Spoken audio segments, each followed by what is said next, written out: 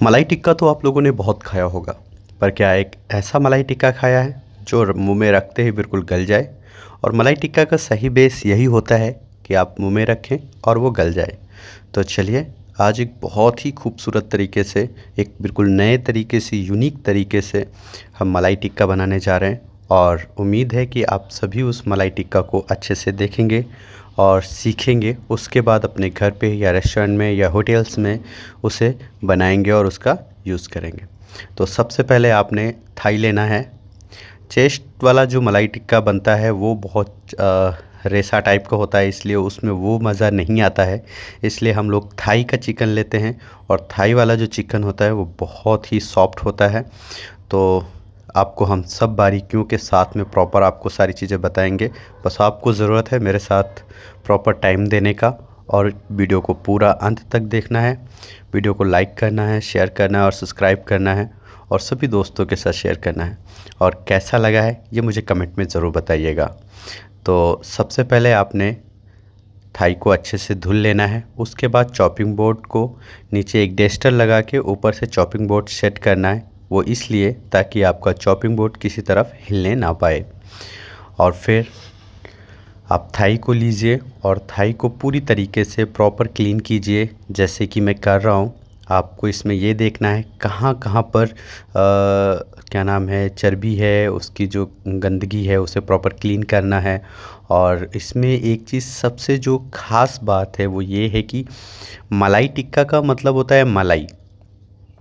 अगर इसमें कहीं से भी हड्डी आ गई तो फिर वो गेस्ट को ना बहुत सा awkward फील होता है। कुछ लोग बोन नहीं खाते हैं, इसलिए उन्हें बोनलेस पे तो प्रॉपर बोनलेस ही देना है। तो और इस तरीके से देखना है कि जहाँ जहाँ पर भी गंदगी है, जैसे यहाँ पर देखिए ये गंदगी है। एक बार चिकन टिक्का में चल सकता है पर मलाई टिक्का में बिल्कुल नहीं चल सकता है। तो मलाई टिक्का की जो बारीकी है वो प्रॉपर ध्यान देने वाली है और प्रॉपर क्लीनिंग करनी है। प्रॉपर जिस तरीके से मैं कर रहा हूँ, ये देखिए यहाँ पर एक छोटी सी हड्डी का टुकड़ा था जो वहाँ पर शायद छीलते टाइम, उनके क्लीन करते टाइम शायद रह गया है बोनलेस करते टाइम। तो हमें यहाँ पर जो यहाँ जो अपने हिसाब से बनाना है, जो उसका जो पीस निकालना है वो हमें इस तरीके से प्रॉपर क्लीन करके निकालना है। ध्यान देना है कि बिल्कुल कहीं पर भी किसी भी तरीके की कोई गंदगी न रहे। तो हम 8 पीस का मलाई टिक्का बनाते हैं, लेकिन हम यहाँ पर कम से कम 3 पोर्शन तैयार करेंगे। तो उसके लिए आपको सबसे पहले जिस तरीके से मैं कट कर रहा हूँ उस तरीके से क्लीन करना है। और उसके बाद ये पीस इस तरीके से पीस देख लीजिए, इतना बड़ा ही पीस रखना है, ज़्यादा बड़ा रहेगा तो पकेगा नहीं। और एक चीज़ ध्यान में रखना है कि पीस जितने भी होंगे उन सब का एक साइज़ होगा, मतलब जो भी पीसेस है उन सब का एक ही साइज़ होगा। ये नहीं कि एक छोटा तो दूसरा बड़ा, ऐसा नहीं करना है। ऐसा होगा तो फिर वो जो पीस है वो कोई एक पक जाएगा, एक नहीं पकेगा। और मलाई टिक्का है तो पीसेस गिरने लगते हैं तंदूर में। तो इस चीज़ का विशेष तौर पे ध्यान रखना कि जितने भी पीस हैं वो प्रॉपर एक साइज़ के हों। और इस मैं एक और कट करके दिखाई दे रहा हूँ, एक और बोलनेस क्लीन करके दिखाई दे रहा हूँ, ताकि शायद आप लोग पूरी तरीके से उसको देख सकें और अच्छे से जान सकें कि हाँ इसे और कितना खूबसूरती से क्लीन करना है। तो ये देखिए यहाँ पर इस तरीके से ये यहाँ पर कचरा होता है जिसे हमें प्रॉपर तरीके से क्लीन करना होता है, विशेष तौर पे ध्यान देना होता है। और ये साइज़ हमने निकाले, ये एक साइज़ हुआ। तो ये देखिए यहाँ पर एक छोटा सा कहीं पर हड्डी का टुकड़ा रह गया था जिसे हमें क्लीन करना था। और ये देखिए ये है बिल्कुल छोटा सा, पर आपको ऐसे नहीं समझ में आता। जब हाथ रख के आप चेक करते हैं उसके ऊपर तो पता चलता है कि एक छोटा सा हड्डी का टुकड़ा रह गया है। ध्यान देना है कि हड्डी का टुकड़ा मलाई टिक्का में बिल्कुल नहीं रहना चाहिए, क्योंकि मलाई का मतलब होता है मलाई, और मलाई टिक्का आदमी बिल्कुल नॉर्मल तरीके से खाता है। तो उसके बाद हम जितने भी पीसेस हैं उन्हें अच्छे से फिर से धुल लेंगे। जितना हमने 3 पीस का जो कंप्लीट किया है उसे प्रॉपर फिर से धुलना है, क्लीन करना है। और धुलने के बाद ये हमारा छन्ना है, ठीक है, जो इसमें ग्रेवी वगैरह भी छानी जाती है। तो इसमें हम सारे पीसेस अच्छे से धुलने के बाद इसमें डाल देंगे और ये तब तक पानी छन जाएगा।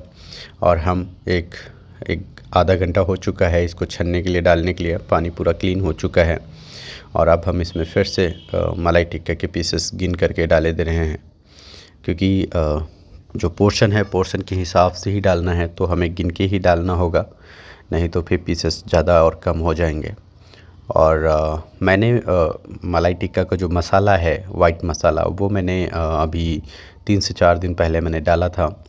तो आप लोग मेरे यूट्यूब चैनल पे जा कर के यही इसी पे आप उसे चेक कर लीजिए कहाँ पर मैंने डाला था। अभी सडनली डाला था कुछ दिन पहले, 3-4 दिन हुआ है, तो आप वहाँ से उसे देख लीजिएगा। और उसके बाद इसमें हमारा जो नेक्स्ट स्टेप है वो है अदरक लहसुन का पेस्ट, जिसमें अदरक है, लहसुन है और हरी मिर्ची है। तो हरी मिर्ची इसलिए क्योंकि लाल मिर्च से स्पाइसी नहीं कर सकते, तो ये है वाइट पेपर। और 2 चम्मच हम इसमें, 2 से 3 चम्मच के आसपास इसमें हम डालते हैं विनेगर। तो आधा चम्मच हमने डाला वाइट पेपर और 2 चम्मच डाला विनेगर, और टेस्ट सॉल्ट जैसा आपको पसंद हो, और आधा चम्मच आपको डालना है काला नमक, और 1 चम्मच डालना है इसमें कस्तूरी मेथी। उसके बाद अच्छे से हाथ से बिल्कुल अच्छे से मिला देना है, बिल्कुल मैग्नेशन मार देना, फर्स्ट मैग्नेशन जिसको बोलते हैं। और ये है वाइट मसाला, जिसको मैंने बताया है कि अभी मैंने परसों नरसों में इसकी फूड रेसिपी आपको डाली है, और आप चाहें तो वहाँ से देख लीजिए। और उसके बाद इसे हम अच्छे से मिला देते हैं। मिलाने के बाद हम इसे कम से कम आधे घंटे के लिए, 1 घंटे के लिए फ्रीज़ में रख देंगे। डीप फ्रीज़र में नहीं रखना है, फ्रीज़र में रखना है। और हमारा 1 घंटा हो चुका है। अब हमने इसका जो मैग्नेशन है वो प्रॉपर तरीके से, मैग्नेशन का मतलब होता है चुंबक, और चुंबक मतलब पूरी तरीके से मसाला जो है इसमें चिपक चुका है। और अब हम पूरी तरीके से एक एक पीस करके फंसाएंगे।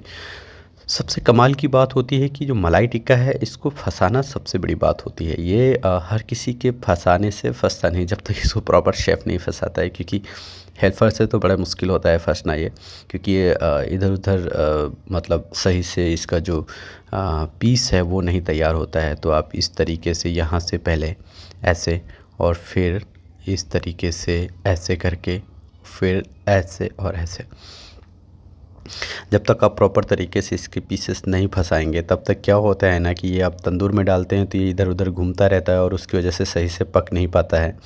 ध्यान देना है कि इतना बिल्कुल टाइट फंसाना है, ताकि ये जो तंदूर में डालने के बाद इसमें फिर कोई प्रॉब्लम्स नहीं आनी चाहिए। अगर आप इसे जैसे एक तरफ एक साइड पक जाता है तो हम इसे घुमाते हैं, राउंड करते हैं दूसरी तरफ पकने के लिए।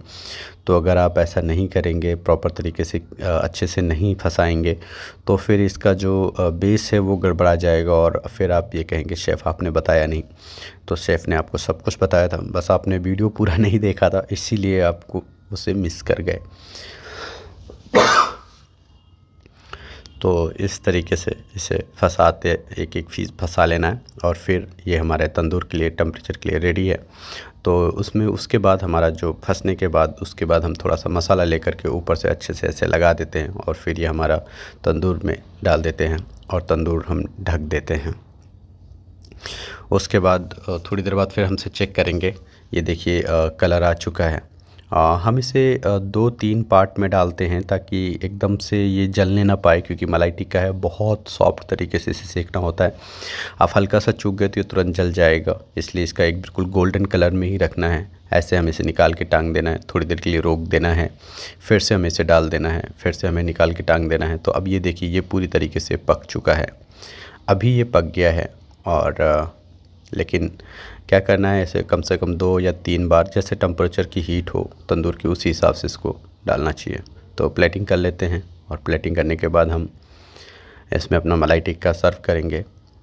पिकअप के लिए तैयार कर रहे हैं। तो मलाई टिक्का की जो प्लेटिंग है वो कंप्लीट हो चुकी है, ज़्यादा कुछ नहीं करना होता है, बस सिंपल तरीके से। और ये हमारे मलाई टिक्का बिल्कुल रेडी हो चुका है। सबसे पहले आपने सरिया का आगे वाला पार्ट क्लीन करना है, जैसे कि मैं कर रहा हूँ, और उसके बाद हमें इसमें निकाल देना है। तो वीडियो कैसा लगा ये आप सभी लोग मुझे कमेंट करके बताइएगा, अगर बुरा लगा तो भी, अच्छा लगा तो भी। Thank you so much.